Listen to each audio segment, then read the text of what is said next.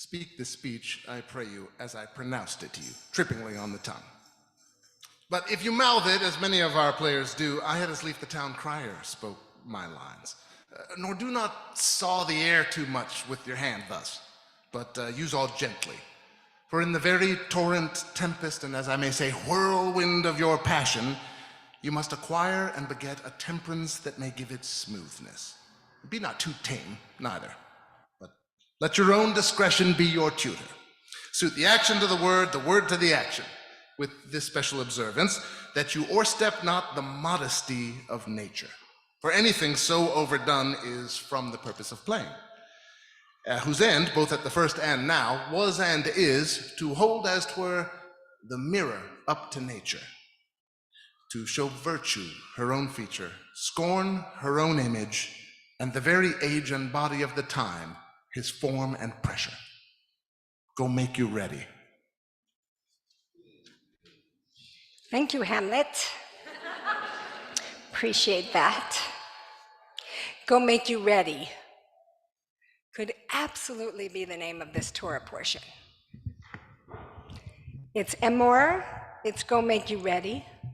And on a Tuesday night at our house, we read Shakespeare and Audre Lorde and watch the Dodgers and study Torah. Go make you ready. Get prepared. Get ready. Prepare yourself for the state that you need to be in, for your role in life and for your everyday.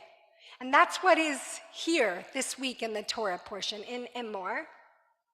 The priests are very concerned with themselves.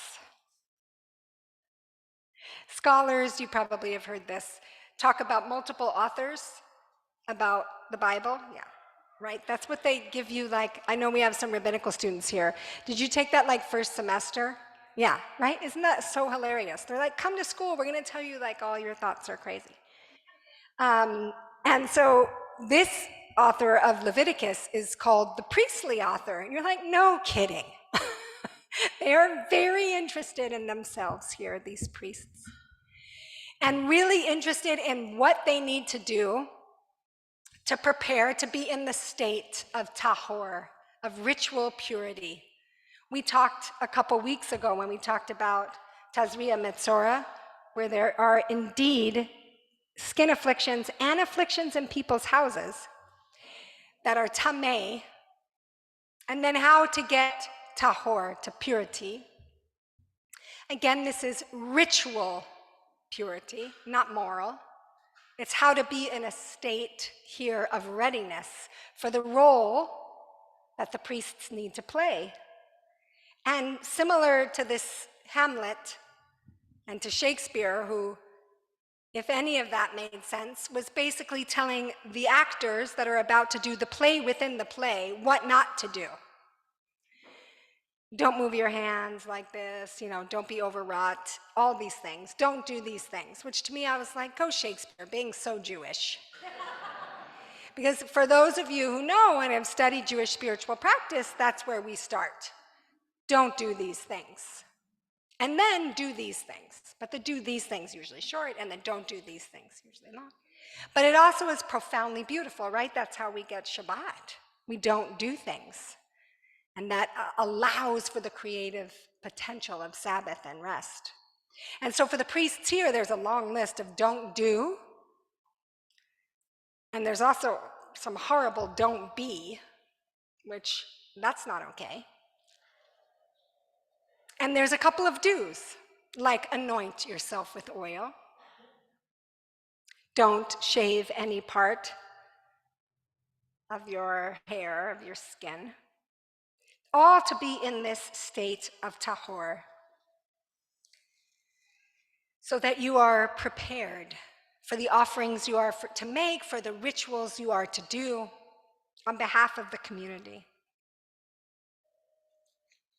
And so what does this do, this list of things that the priests are not going to do and also going to do to prepare themselves to be ready for this ongoing role in the community? It creates a practice of intention. This list of things we will not do and do to prepare, allows us to enter in with intention. Solo wrote, I know you're back there, right? A beautiful piece that I read about different aspects of Judaism. And one of the funny lines that Solo put in there was, for some reason, soul searching seems to be expensive.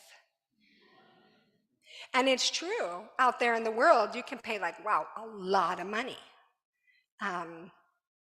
for spiritual experiences. I know because I'm in that algorithm, you can imagine.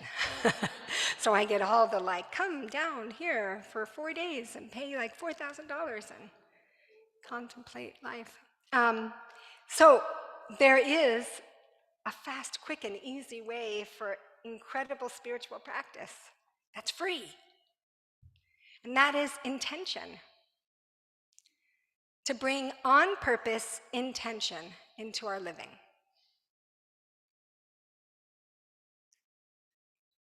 And oftentimes when people seek me out for spiritual counseling, there's something to do with wanting to be alive in my life. I want to not just live, people say, I want to be alive in my life. Somebody just sat down once, I remember some years ago, in my office on that couch. Remember that office with that couch? That was a nice office. I get Wilshire with those gorgeous windows. And they said, hi, they sat down, hi, I'd like to be present. What do I do? I was like, thanks for getting straight to the point. Yes, the practice of presence, of being ready, of being prepared in our living has to do with intention. On purpose intention. The moment before the moment. The moment of holding an intention for this experience, for this day, for this week, for my life. And every year when we are reading this Parsha, every year, this Parsha falls during this time of preparation. We're in a period called the counting of the Omer, and that goes from Passover to Shavuot, and it's 7 weeks. And biblically, it was agricultural, about the barley harvest. And then the rabbis did some like great creative drush on a single verse and elevated this idea of going from Passover to Shavuot. Passover to Shavuot, 7 weeks. And to do so with this idea of leading towards the leaving of Egypt to the receiving of Torah. Preparing to receive wisdom, instruction, Torah. Yeah? 7 weeks. And then, because we like to keep layering on layering in the Jewish community. Remember, we've been here for a while. So we get to the medieval period, which is kind of recent. And they layered on a mystical tradition of holding a different emanation of the divine in each of these weeks. So week 1 was chesed, kindness. Week 2 was gevura, strength. Week 3 was tiferet, or rachamim, harmony, compassion. And like that, every week an intention with the idea that we are approaching this moment on purpose. We are preparing to approach the moment of Sinai on purpose. And you know, when we do Elul, right, the whole month that comes before the High Holy Days, because our tradition says, yeah, it's fine, you show up, great. Show up however you are, whenever you are, and wow, there's like a lot to be gained by preparation and intention for a whole month to arrive at one day. And that is how most of it is, the preparation for the short thing or the ongoing thing, all the moments. I remember really clearly when I was pregnant. I know that some of you might be in that state here. I was hearing about everybody's birth plans, and they sounded so nice. People were like, yeah, my birth plan, I'm going to have candles, a certain specific song playing when the baby comes out, this specific aromatherapy, and that is my plan. was like, okay, wow, people really thought this through. I should maybe think about my plan. And then I met with the beautiful Grand Dame of LA midwifery, Leslie Stewart, and one of the first things she says to me was just be clear, no plans. No plans, no birth plans, no plans. I'm sick of these plans. People have these plans. Birth does not follow a plan. And in the conversation with her, it was clear that I could have intentions, that I needed to have intentions for the birth, for our living. But plans are ridiculous. Don't plan, she said. Just remember also that it's labor. They call it labor. It's work. So the Sfat Emet has a teaching on this parsha that connects where we are with the priests preparing to where we are with us getting ready for Shavuot coming up in these weeks. And he says that we have to be in a state of tahor, in this open ritual state, in order to attain Torah. We have to be in a certain state. We have to prepare ourselves by being in a certain state so that when we're ready to get Torah, we're ready. And that's what we do in this intentional time, right? A focus every week, we're getting ready. We're getting ready to attain Torah, to be in a place of devekut, of clinging on, of connecting deeply. We need to be in that state. But, he says, and, this is also true. Gam ze emet. He says studying Torah itself is what prepares us for that state. Mamayim, just as water purifies us, kach divrei Torah, so do the words of Torah. So we need to be in a prepared state to receive Torah, and studying Torah puts us in that state. Amen. Because that says we could show up however and get there. That says there isn't any perfection in intention. It says that we are intending, that we are going, that we are ongoing in our intention. The same vessel is the way in. He says that about our mouths too, just as lashon hara, speech that's negative and mean, is destructive. The way to heal that is with lashon kodesh, using the same vessel, now holy words, words of kindness, words of healing. There's always possibility. And then in the next section, I'm like, boo, he goes to one more place. Okay, so we need Torah to get there, right? Torah is the way in and the place we're going to. And he says, Jews must have faith that everything is Torah. You have to do the work, la'amol, and you'll find divrei Torah b'chol makom, in every place. Torah is everywhere. So we need to prepare to receive Torah by going through Torah, and Torah is everything. Meaning that we can draw out Torah in everything all the time. People think that the aha moments come after that $4,000 retreat on some mountain where you're quiet. But often it comes when you're brushing your teeth. And you're like, Ma, I realize what I need to know right now. Because of intention, because of active practice of being alive in my life, everything is Torah. And when I say everything, I mean also the hard stuff. The Sufi poet Rumi, when I read this thing about everything is Torah, I immediately thought of this poem. Don't worry about saving these songs. And if one of our instruments breaks, it doesn't matter. We have fallen into the place where everything is music. We have fallen into the place where everything is music. Everything. So we enter in with intention. Okay, that sounds beautiful, Rabbi. How do I do that? by saying a couple of words. I intend for this. I want, I hope, I wish, may this, may I, may you be.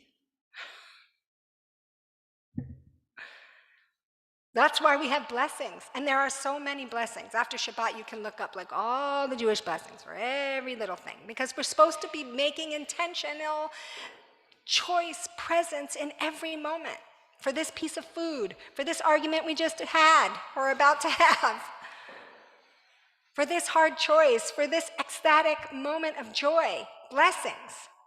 Or we can take 3 breaths on purpose anywhere all the time. I know this is a big meeting, you could say, but I'm going to take 3 breaths. Or 7 breaths. Or breathing in what you need to be free, breathing out what you now can let go. It's endless. Or you can light a candle. All of these things, these ancient spiritual practices shared by cultures all around the world, are about us becoming into this moment in order to move with intention. And I know that everything can sound overwhelming. So if we look at what the priests are doing, they're making an intention for the role that they're playing. So perhaps that's what you want to start with your intention. May I, as a teacher in this moment, bring with trust what I have to share with my students, and may they come to me with their wisdom. That could be an intention at the start of a school day. May I, as an artist, open to the deep mystery of all that is alive inside of myself and in the world around me, and be able to express it however it wants to come out. May I, as a parent, be open to my child right now and who they are. You can make a blessing for your role. I'm going to be doing this now. I make a blessing for this. And if you think, but I don't know what my role is, that's good. Good that you know that you don't know what your role is, because then that would be a good place to start. I'm about to enter something and I actually don't know what I'm supposed to be doing. That might be a great thing to clarify. Are you wanting me to lead this situation? Am I supposed to be following? Do you want me to listen? Do you want me to give you feedback? What are you wanting? Because I want to be intentional here. So many situations. The reason we can't be intentional is because we don't know what's happening. What is my role? How do I make it intentional? What's the blessing here?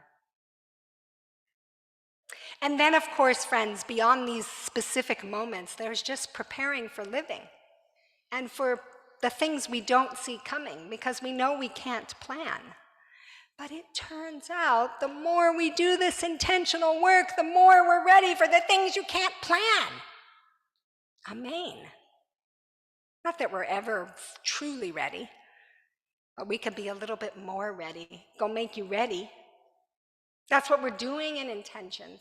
We're going to make you ready. And then, of course, we get ready. We get ready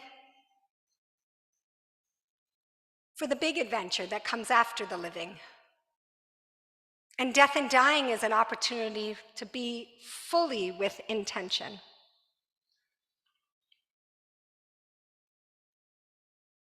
For some of us, it's close by right now. What you are preparing for is for your death. There is someone in our community, Shula, who I spoke with this week. A conversation that was very moving to me. She has decided no more treatment. It's enough. She has been so wretched, literally and oppressively, by food in this process that she's decided she is not going to eat anymore. And the intentional choice to be without that suffering has liberated her to be here in these last days on purpose. And there is a glow to her. She knows that she wanted her family to come be around her, and they have come to be around her. She is saying what she wants her intention to be, and she is living that intention. And her family is honoring her very clear intentions of what she's wanting. She told me it was important to her that they gave her permission for these intentions. And they did. I shared with her the studies that show that people who have similar medical prognosis, the ones who make a choice to go on hospice intentionally, have better quality of life and in fact live longer than those who don't make that intentional choice. That resonated with her.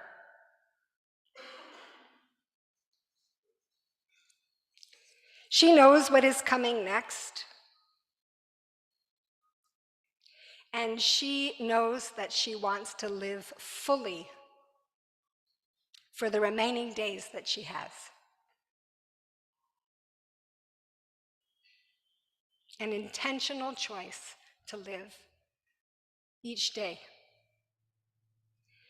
May you prepare with intention for the moments of your life that you can prepare for. And may your intentions bring you more deeply into all that we cannot prepare for, into being alive in your life right here as it unfolds. Shabbat Shalom.